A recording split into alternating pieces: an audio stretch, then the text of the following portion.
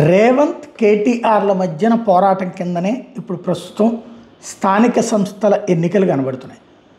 అందులో ఇప్పుడు వీళ్ళు ఎలా వస్తారు, భారతీయ జనతా పార్టీ ఏ మేరకు వాళ్ళ 8 మంది ఎంపీలు ఉన్నటువంటి ప్రదేశంలో 8 మంది ఎమ్మెల్యేలు ఉన్న ప్రదేశంలో ఎన్ని కొడతారు, వాళ్ళు సక్సెస్ అయితే ముగ్గురు మధ్యన డివిజన్ అయితే అప్పుడు అధికం ఎవరికి వస్తాయి.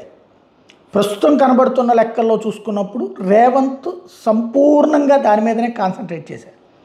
పార్టీ క్యాడర్ అంతా తన వెనకాలే ఉంది కాబట్టి బలమైనటువంటి స్థానాలే సాధించాలి. అధినాయకత్వం దగ్గర అప్పర్ హ్యాండ్ చూపించాలి. 80% వరకు కనుక కాంగ్రెస్ గెలుచుకుంటే రేవంత్కి ఇక తిరుగులేదు.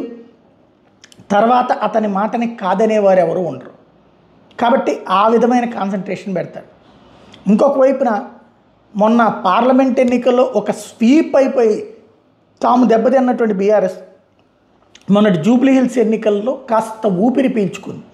సెకండ్ ప్లేస్కి వచ్చి బలమైన పోటీ ఇచ్చి ఇప్పుడు గ్రౌండ్ లెవెల్లో పల్లె ప్రాంతాలలోనే దెబ్బతిన్నటువంటి బీఆర్ఎస్ పట్టణ ప్రాంతాల్లో ఘనంగానే సాధించింది, పల్లె ప్రాంతాల్లో దెబ్బతిన్నది క్రిందటిసారి. ఇప్పుడు అది సాధించడం కోసం అహరహం శ్రమిస్తోంది. రెండో వైపున గ్రౌండ్ లెవెల్లో సంక్షేమ పథకాల హామీలు కేసీఆర్ అమలు చేసిన ఇప్పుడు అమలు కాకపోవడం, మాటలు చెప్పి అధికారంలోకి వచ్చి అది ఆచరణలో చేయలేదు అన్నటువంటి పాయింట్ని ప్రధానంగా తీసుకెళ్తోంది. అయితే కేసీఆర్ ఇచ్చింది అవసరమా లేదా, కేసీఆర్ ఇచ్చిన వాటిని ఇప్పుడు గనక కాంగ్రెస్ పార్టీ ఇవ్వట్లేదు కాబట్టి అవి వద్దులే అనుకుని కాంగ్రెస్ ఉంటే చాలని జనం అనుకుంటారా, లేదా జనాల్ని మోసం చేశారని కాంగ్రెస్ని తిప్పికొడతారా? దీని ఆధారంగా బీఆర్ఎస్ భవిష్యత్తు ఆధారపడింది.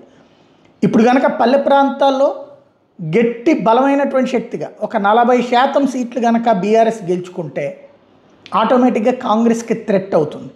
అదే రేవంత్ ఇంపాక్ట్ బలంగా ఉండి ఒక 15-20% దగ్గర కనుక బీఆర్ఎస్ ఆగితే దాని బలం అన్నటువంటిది బలహీనపడినట్టు అవుతుంది.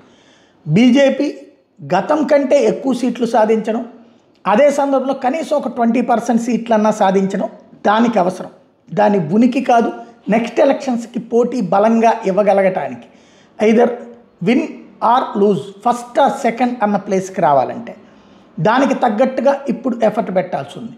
ఎవరు ఏం చేస్తారు, ఎలా సాధిస్తారో చూడాలి.